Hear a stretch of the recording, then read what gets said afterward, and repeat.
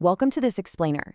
Today, we're going to be breaking down the staggering, incredibly complex numbers behind historical and modern U.S. conflicts. You know, we so often hear about the political maneuvers and the battlefield tactics on the news. But today, we're actually going to look at the receipts. We're going to unpack the massive human and financial toll of warfare using the hard data. So let's dive right into this. When we ask the question, what does a war truly cost? What actually comes to mind for you? Are we just talking about the price tag on the weapons, the tanks, the ammunition? Or is the reality much deeper, stretching across generations and impacting pretty much every facet of a society? Well, to answer that, we're going to use what we can call the iceberg model and cover 5 key areas today. First, the historical costs of war. Second, how we actually define the price tag. Third, the post-9/11 wars. Fourth, counting the human toll. And finally, those hidden future costs lurking beneath the surface. All right, part 1, historical costs of war, or the visible iceberg. Let's set a baseline by looking at the most expensive conflicts in U.S. history. Using data from the Congressional Research Service, and we've adjusted this for inflation to $2008 to make it fair, World War II absolutely towers over everything else. It sits at a monumental $4.1 trillion. Below that, you've got Vietnam at $686 billion, Korea at $320 billion, World War I at $253 billion, and the Persian Gulf War at $96 billion. But honestly, comparing totally different eras is kind of tricky, right? A wooden ship from the 1700s is hardly comparable to a modern $3.5 billion destroyer. And this comparison right here brilliantly illustrates how the economic burden shifts. Think about this. World War II consumed over a third of the entire U.S. economy. That's 35.8% of the gross domestic product at its peak in 1945. It required the full, sheer weight of American industry. Meanwhile, modern wars, like the post-9/11 conflicts, consumed only about 4.2% of the GDP at their peak. So modern wars definitely take a smaller slice, but keep in mind, it's a smaller slice of a much, much larger economic pie. Moving on to part 2, defining the price tag. How do we account for war? This brings us to a massive pivot point for this explainer. How exactly does the government measure these costs versus how independent researchers do it? Because it turns out the final number depends entirely on what you actually decide to count. The Defense Department traditionally calculates what are known as incremental costs. Basically, that means they only count the extra cash directly tied to combat operations. It's just the cost over and above the normal, day-to-day, peacetime expenses of running the military. Think of it as just the immediate bill for the battlefield. So we're really looking through 2 totally different lenses here. The government measures that immediate combat bill, but independent researchers, like the folks at Brown University's Cost of War project, they measure the total long-term societal burden. They're asking the bigger questions. What about the interest we're paying on borrowed war funds? What about the massive medical care costs for returning veterans? Or the spike in Homeland Security spending? When you add all of that into the mix, the picture changes pretty dramatically. Which brings us to Section 3, the post-9/11 wars. Time to zoom in on the trillions. Let's see how this all builds up when we apply that broader, more comprehensive definition to the post-9/11 conflicts in Iraq, Afghanistan, and beyond. According to the Costs of War project, when you calculate the total societal burden, the cumulative cost of the global war on terror stands at a staggering $8 trillion. Yeah, $8 trillion. And when you break that massive number down, you've got $2.3 trillion for Afghanistan and Pakistan and $2.1 trillion for Iraq and Syria. But I want you to notice that third slice. $2.2 trillion of this total isn't even for past combat.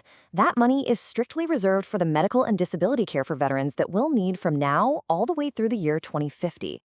Looking at the timeline of these expenses, you can clearly see how the financial burden of a conflict continues to grow exponentially for decades after the initial operations even begin. The fighting might officially end, the troops might come home, but the financial obligations, like paying off the interest on the debt and caring for those who served, those stretch deep, deep into the century. Part 4, counting the human toll. Let's look beneath the surface. Because dollars and cents obviously only tell a fraction of the story. Right? We have to transition to the heavy, underwater portion of our iceberg, the human cost. Across the post-9/11 war zones, and that includes Iraq, Afghanistan, Syria, Yemen, and Pakistan, an estimated 900,000 to 940,000 people have been killed as a direct result of war violence. That is nearly 1 million lives ended directly by bombs, bullets, or fire. But it gets even heavier when you look deeper. This comparison reveals a truly devastating ratio. The Geneva Declaration Secretariat estimates that for every single person killed directly in combat, roughly 4 more die from the indirect consequences of the conflict. We are talking about 3.6 to 3.8 million indirect deaths resulting from shattered infrastructure, rampant disease, displacement, and a severe loss of access to food and clean drinking water. And we need to be very clear about who actually makes up that direct human toll. It is not just combatants. The casualties impact everyone on the ground indiscriminately. It affects U.S. and allied military members, absolutely, but also opposition fighters, hundreds of thousands of innocent civilians caught in the crossfire, journalists just trying to report the truth, and humanitarian aid workers trying to provide relief. Finally, Section 5, Hidden and Future Costs. The ripple effect. So let's explore that final, deepest layer of our iceberg. These are the hidden ripple effects that permeate a society long, long after the guns fall silent. A mind-boggling 38 million people have been displaced by the post-9/11 wars across countries like Afghanistan, Iraq, Syria, and Yemen. Just to put that into a relatable perspective, that is roughly equivalent to the entire population of California being forced to flee their homes. And the true scope of war extends right back into our own societies in some pretty profound ways. We are facing a severe mental health crisis. A heartbreaking study found that 4 times as many active duty personnel and veterans of post-9/11 conflicts have died by suicide than were actually killed in combat. On top of that, there's massive environmental damage, with the U.S. Defense Department being one of the world's top greenhouse gas emitters.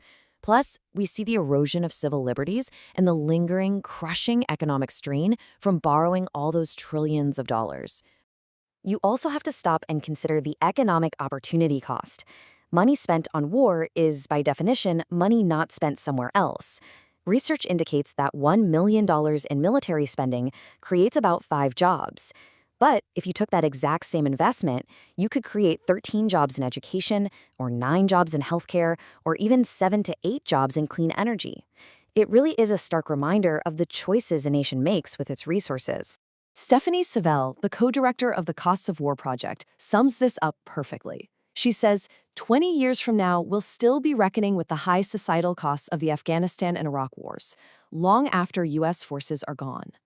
The repercussions of these conflicts absolutely outlive the military operations by generations. Which leaves us with a pretty urgent question to ponder.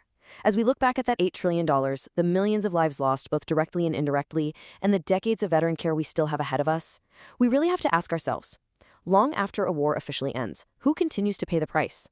And how will our future generations pay for the wars we choose to declare today? Definitely something to think about the next time you see a headline about a new conflict.